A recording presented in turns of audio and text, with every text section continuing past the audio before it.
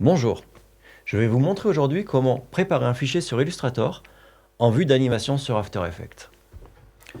Donc on se retrouve sur Illustrator avec une illustration très simple. L'idée ce serait d'animer sur After Effects le texte qui est ici, ce carré là jaune qui est là avec le texte à l'intérieur et puis le carré bleu au fond avec le texte qui est à l'intérieur.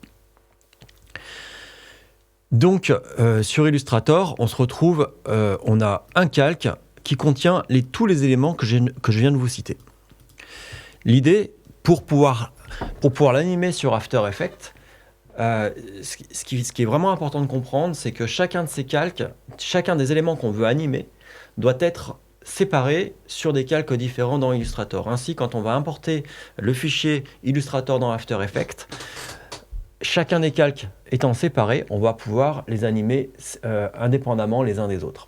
Donc là, tel que le fichier est préparé ici, ce n'est pas le cas. On voit bien qu'effectivement, on a un seul calque avec les différents éléments. Donc il va falloir préparer le fichier de manière à ce que chaque élément que je vais animer ensuite sur After Effects soit bien séparé dans un calque indépendant. Donc c'est assez simple. Moi, ce que j'ai envie d'animer, si je reviens sur l'écran, ce sera d'une part le texte qui est ici, le Remitsum pour l'instant, le carré jaune avec son texte à l'intérieur. Ça, ce sera... j'ai pas envie d'animer le texte indépendamment du carré jaune. Si ça avait été le cas, j'aurais dû faire un calque avec le texte et un calque avec le carré jaune. Là, pour l'instant, je sais que ce que je veux faire, c'est pas du tout ça. C'est juste animer formateur conférencier avec son carré jaune et de même François Breton avec son carré bleu. Du coup, dans Illustrator, je vais créer... Oui, j'ai une petite précision. Le calque gris que j'ai mis derrière, le carré gris là qui est ici, en fait, je l'ai mis pour qu'on voit bien. Mais je vais pas m'en servir sur After Effects. Je vais quand même le mettre sur un calque indépendant de manière à pouvoir le supprimer facilement sur After Effects après. Allez, c'est parti. Donc, je vais créer un calque pour le fond gris que je vais supprimer ensuite sur After Effects, un calque pour l'Orem Plum, un calque qui va contenir le carré jaune et son texte formateur conférencier, et un dernier calque avec le carré bleu et François Breton. Ça fait donc 1, 2, 3, 4 calques. Donc j'en ai déjà un. Je vais simplement ici cliquer sur l'icône nouveau calque 3 fois. J'aurai donc 4 calques. 1, 2, 3. Voilà. Donc ensuite, il faut bien évidemment respecter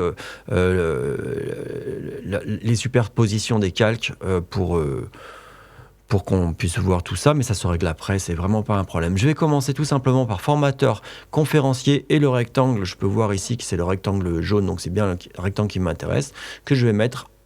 Je vais glisser ces deux éléments dans mon premier calque, le calque supérieur. Je vais faire de même avec le texte François Breton et le carré bleu. Je vais le glisser sur le calque qui est juste en dessous.